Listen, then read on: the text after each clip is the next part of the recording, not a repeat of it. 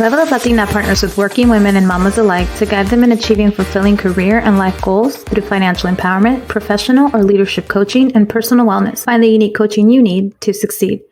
You're listening to Vero, Ceci, and Irene, and we are Level Up Latina.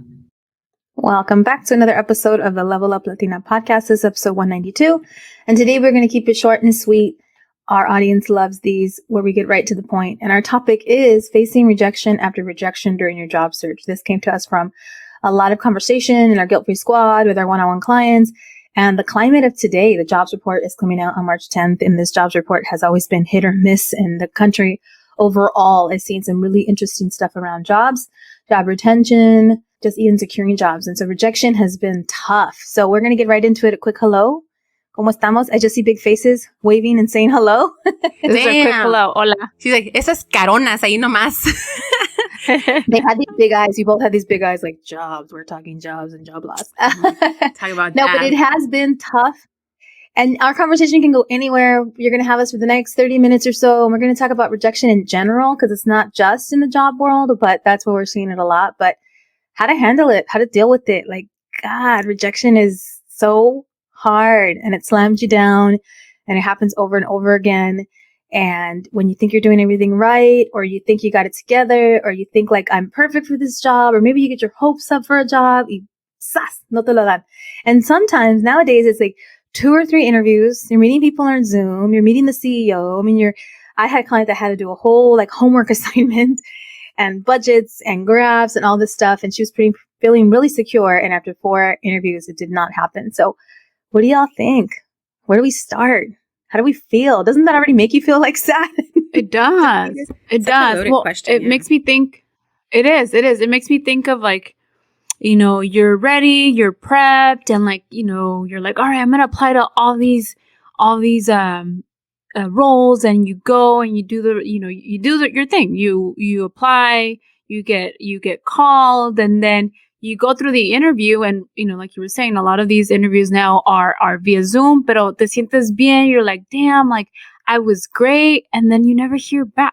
You never hear back like, okay, how did I do? And so that happens too. Like crickets, nunca te avisan ni siquiera, hey, thank you. We decided to go another route. So también eso. And then you go through like tangents, like, all right, I'm going to be applying. I have the energy, and then you feel defeated and you're like, ay, qué hueva. And you just let it go for a while. And then so it goes like in waves sometimes. Que tienen las ganas y que because of rejection, you're like, oh, I don't feel like going through this again and having rejection. So it's like, it's emotionally draining. I think it just becomes emotional. We get so emotionally involved. One part of it is if you don't have a job and you're looking for a job, I think we take it a lot more hard on ourselves. We become more hard on ourselves that we did not get that opportunity that we were just interviewing for, that we felt so good about. The thing is that, and when we have a job and we're looking, at least you can remind yourself, like, I have a job, I have some security, I just want to leave this place. So it just depends where you stand, how much of an emotional toll it will be on you. And the only thing is that we all want to be accepted. We all want to be, you know, be part of something. And when it comes to the workplace or where you want to work, you're like, hey, this is an ideal place for me. And sometimes it could be the ideal place, but then they come at you with, the offer is not what you expect it to be or want it to be. And you either have to make a decision also to walk away. So it all depends where you're at, I think, at that moment. But hearing the no's can be defeating. And I think that the only thing that can help you really is think about it. Like, this was just great experience. What can I bring on to the next interview, and what can I learn from there?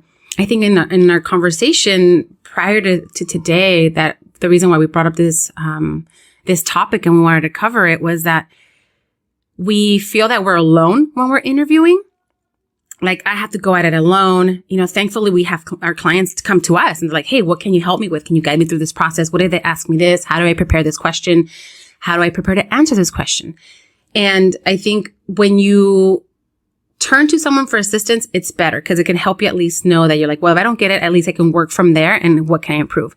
Let's say you're not working with anyone. It's good to ask, because it's like when a boyfriend or a girlfriend leaves you and you're like, well, why did they leave me? Why did they say no to me? Or someone says like, hey, I like you. We vibe. And then they say, well, yeah, we vibe, but I don't like you like that. Like to give you the opportunity to be with me in a sense, right? So it's kind of good to ask, like, where did I lack where did I lack that this person that you gave the position to had what you guys were looking for? And it's good to ask those questions because it helps you kind of learn and grow, and many times help you realize that it's not personal. But another hard thing that we're going through right now is the fact that so many people quit during the Great Resignation. And I don't know if you saw this article, it says here, Irene, but they're calling it now the greatest regret, the great regret. You know? No. Yeah. So the Great Resignation turned into the great regret. Oh, and because people are thinking, well, it wasn't really greener on the other side. People were just ready to leave because of the pandemic, because of the experiences and all that. But companies are still so not ready to give people what they're looking for in a sense at the same time. But there's just more people out there. So the market's flooded. So all those getting those no's, just know that before when you applied for a job and eres una or cinco, now there's like 200, 300, 400 applicants for one job. So yeah, think of it that way. That's everything. I think we can pause right there. And the truth of the matter is that one of the first ways to handle rejection is to do your darndest. To not take it personal, even though, of course, it feels like a personal attack on you because you are the one applying. And you want to think, oh, where did I go wrong? They don't want me, or I'm unworthy. Like our mind can go to these thoughts of rejection is a me thing. And when you think about it more globally, and I talked about this with a client yesterday, and I've talked about this with my husband several times about how women especially go there and we attach it to our worthiness when something doesn't land for us. But the truth of the matter is we don't know the inner workings of business. My husband and I hire people all the time on the back end. And sometimes it really comes down to, you know what? Let me not hire because I'm actually going to be laying off in 6 months. Like you just got saved. This company is going under. That's not about you. Right? Or there's several candidates. And for whatever reason, it's like they're stuck between you, and they love both of the candidates. They absolutely love both of the candidates. You just live slightly further. And for whatever reason, they're like, oh, the commute is challenging. We'll just take that.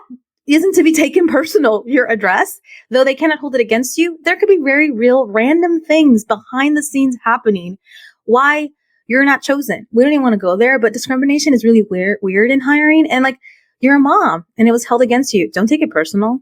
Don't take it personal because that's on them. If they are rejecting you for the wrong reasons and they're like labeling like, oh, she's going to want flexibility or they're going to be busy or they don't even know you. They're actually not rejecting you on paper, on a resume. It's all these factors that often are outside of you, who you were as a person. You chose to have kids or where you live in a city and it's slightly kind of far. And the fact that that company might be going through some stuff. They decide to eliminate a position. They decide to not hire. They decide to get 2 part-time people that are cheaper as opposed to 1 expensive full-timer. Like all these inner workings could be happening. I'm giving you all these examples just so that you can try to put it in perspective when you're feeling that feeling of, like they don't want me. What did I do so wrong? I felt so perfect. I felt so good. It could truly be outside of you. And like Vero just said, there's so many people applying. Like you're good, but then the other 15 were good. I mean, it could really come down to flipping a fucking coin. It's crazy. I think that it's, Ceci just went through an interview process. And there could be key things that you can maybe like that one candidate, but there's a reason why you cannot offer to them, right? We won't go into details about that, right, Ceci? But yeah, it wasn't them. But it was, it wasn't them. Yeah. Yeah. And it's just that the fact that there's another key thing. Like we've all hired before. We've had to add to our teams. Ceci, I love that you're going through this process because this is making you grow like significantly as a leader. It's kind of like, well, who do I go for? And then you kind of go to that little feeling like, because at the end of the day, it's like, you're going to be working with these people, you're going to be side by side. Who did you enjoy? Whose presence did you like? And you're like, do I see myself being around this person for this long of a day, working with this is the kind of job we do. And can I see myself working with them? I know for when I used to hire at Enterprise, I was like, I'm going to be with these people sometimes 6 days a week, depending, right? I'm going to be, working maybe 10, 12 hours a day. And I need to know if we can vibe. Is it going to be the kind of place that I can be like, hey, easily be like, you need to get it together? Or is it the kind of person that I'm like, it's going to be like walking on eggshells, even though you're the boss, right? Because we've all had that employee or work with that person that you're like, they're just so hard to talk to. They take everything so wrong. So it could come down to that. Like these candidates, you know, the hiring, the recruiters, if you guys hear Maura in the background, she's saying, yeah, hire me. Ya quiere trabajar. Está chiquita. So it's just like these recruiters, the hiring managers, like it comes down to like, well, who did I feel was a little bit more of a connection with? And they might go off on that, which is something so simple. But that's where I want to say, feel comfortable, be you, and really bring to the table like all aspects of you, the professional aspects of you, right? Like you can still be Vero from Watts in a very professional way, but bring that aspect of you that's going to make you stand out, one. And then two, have people like, I really like that person. They were so willing to be who they are and they're damn good at what they do. So I think that's one of the things we have to kind of remember when we're putting ourselves out there too. Yeah, it really is. It's just like in this process, for example, it's like I needed to hire someone and I needed to have someone that I know is going to connect with clients. I want that experience for that person to be able to build rapport with clients from the get-go. Their Spanish, because we have a lot of Spanish speaking clients, their Spanish skills need to be, superb. They need to, because that's the clients that we serve. They're monolingual Spanish speakers. And so I really want them to connect with this new person. And so those are the things that I'm thinking about when I'm ready to make an offer. Like, van a conectar con la gente. Are they going to have a good experience? Because if they're not going to have the good experience here based on who they are, then this isn't a good fit for them.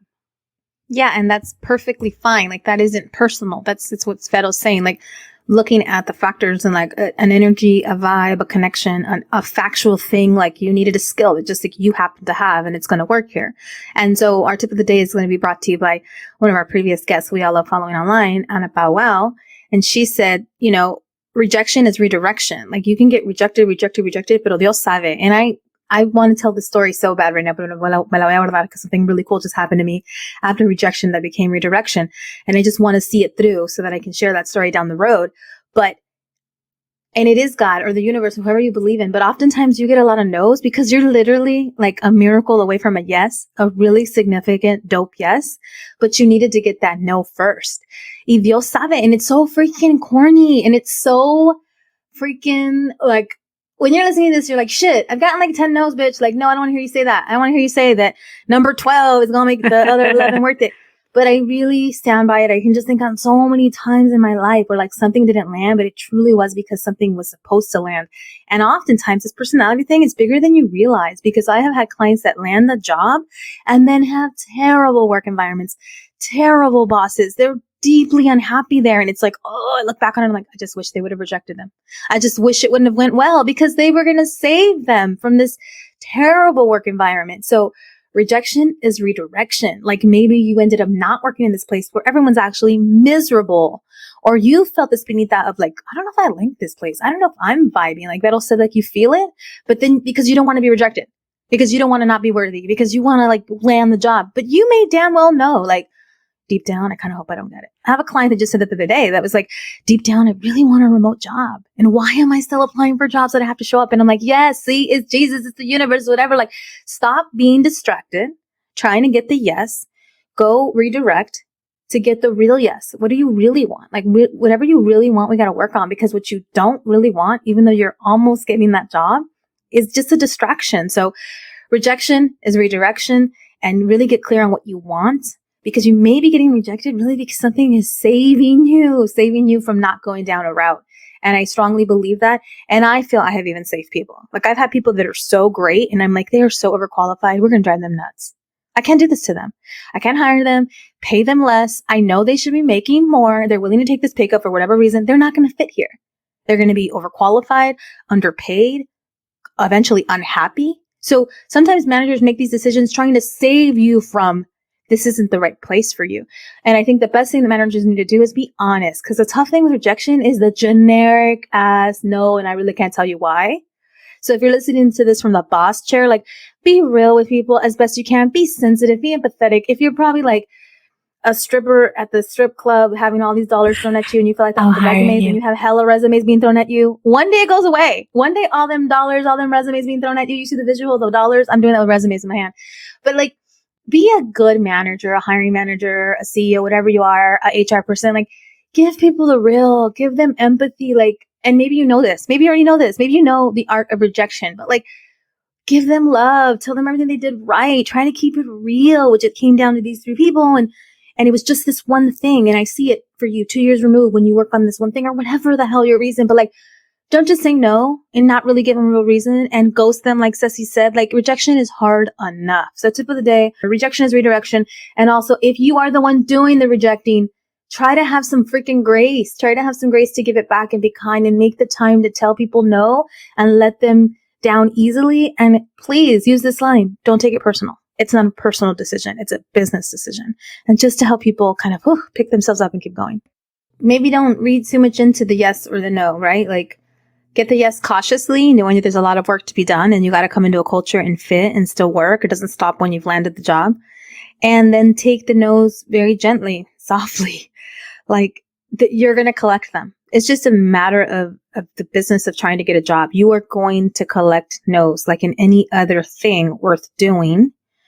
Unless you went to a market that's just like thriving, tell me where that is. I'll send my clients there. They're down to move. Like, where people are just banging down your door trying to hire you. Like, it's an art. So another thing in terms of rejection is it's also telling you something. Rejection is telling you something. So if you find that you're collecting rejection, we have to go back to the basic tools. We have to go back to that resume. We have to go back to that cover letter. You may need to like humble yourself a little bit because a lot of times people think they got it going on, that they're supposed to be landing that job. They're the best.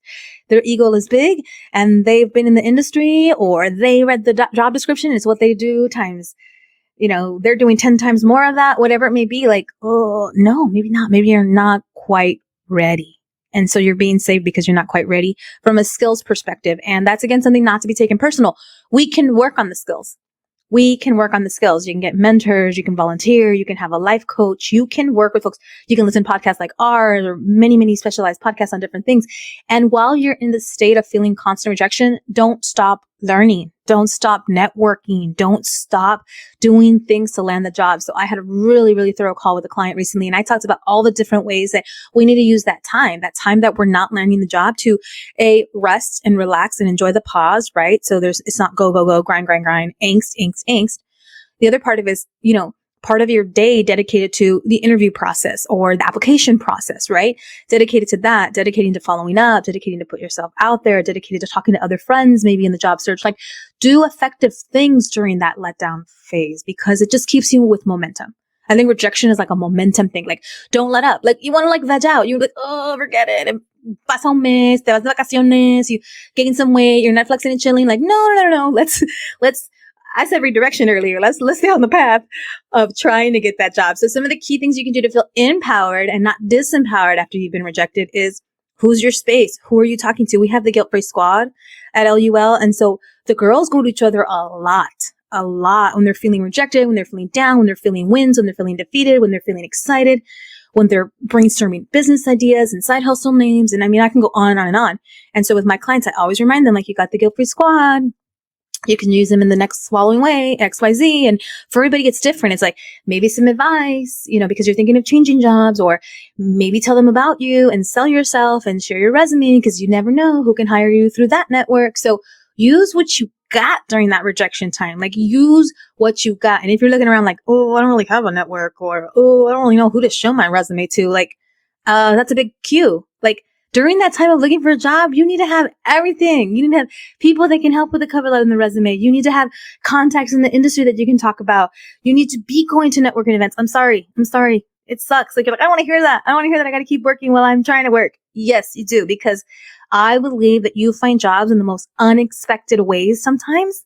And it sucks, but it is who you know. It is who vouches for you. It is someone remembering, like, I met so-and-so's in this industry and she's looking for somebody. So during the rejection phase, échale unas pinches ganas and stay out there. Like, stay connected and talking to people just to feed your momentum so that you can stay in a place of hopefully landing the job sooner rather than later. And it gets hard to seguirle echando ganas. The no's are hard. I mean, it's more in the loss, more in it. Okay, how do we pick ourselves back up? ¿Qué vamos a hacer? And Irene just said key things, like your support system's gonna be, major. Who you know. Like there's the people you know, the people you know you don't know, and then the people you don't know at all. And that's why I'm like, we were talking about also reach out to previous coworkers, reach out to previous, managers or leaders. Like, hey, I happen to be out in the market. This is what my skill, this is what I'm good at, or this is kind of what I'm looking for. If you hear anything, or do you know anyone that might be able to put my skills to use? Please feel free. Do you mind referring me or connecting me? Because a little introduction always helps. You don't have to know the person directly, but if someone can just connect you, and that's what we do. That's what we do here. We allow that space for that. So I'm glad that Irene shared some awesome tips right now, but just make sure that you aren't afraid to reach out. The rejection is going to be hard. It's going to take days, mourn it, feel it, but then just like, okay, what do I need to do to get myself back up? And that support system is going to be key. And then being willing to put in the work, because the broken nose from the door in the face might hurt, but it starts healing itself, right? Poco a poquito. And that's what you got to do. Even if it's one little step forward, two back, it's still, you're going to find a way. Invita a tu amiga, invita, that one person or former colleague that you knew, like, invítala a un cafecito. You don't know, if anything's going to show up, right? So go out there, reconnect, network. All right. So those are really great tips. You heard it from us, short and sweet. We know it's hard, and we hope that you feel our support, our empathy, and also some real world examples on what to do during this hard time. And vent, send us an angry email. When you're feeling rejected, we'll take it. We'll take the heat. We'll take the feelings, and we'll be there for you, because we know that in these times, it's like, well, who do I turn to? And I'm also really pissed. I'm first gen. My parents never had a job that was an office job, or used a degree to land a job. Like, they just talked to so-and-so, or they got a little sticky at the lavanderia that said, call me and build my fence. Like, times have changed, baby. So we know firsthand that also trying to break through in an industry and folks that don't look like you, that's a whole nother show that we'll get to. But when you are feeling like I'm the only Latina applying for this job in this group pool at the group interview, all those things are very real and can add to the layers and complexity of feeling rejected. But I want you all to know from the depths of our hearts, like, rejection sadly is a part of any good process. Like, dating any great man, like, you likely went through some duds that ghosted you and sucked, and you got a lot of no's. Buying a great house, you ended up getting rejected by a lot of houses that weren't meant to be yours, and then you land in the perfectly beautiful house as the way it's meant to be. That great body is a lot of not wanting to show up at the gym. It's a lot of breaking that diet. It's a lot of eating that cheeseburger and like, why do I keep doing this to myself? And then one day you decide, no more rejecting good habits, and I'm going to get in shape. So there's so many things in life, if you put it in perspective, are a path of rejection and a path of no's until you get to the path of yes. So remember the tip of the day, rejection is just redirection. And remember that you can always find us online for more of this. Our handle is at Level Up Latina on both Instagram and Facebook. You can find us on Twitter at Latina_up. You can email us always. admin@leveluplatina.com is our email. We would love to hear from you. We would love to chat further about this topic. But until then, thank you for tuning in. Thank you for listening. Las queremos un chingo. And Maura, baby girl, whatever your little brother is doing to you, your big brother is doing to you, me lo chingas, okay? Because it's not fair. Ya llegó el hermanito, le hace, no, y se calmó Maura. Sí, she's like, oh, man. They're our trip. Las queremos mucho. We hope you get the yes. Thank you. Hope you get the yes. Very soon, very, very soon. Well done.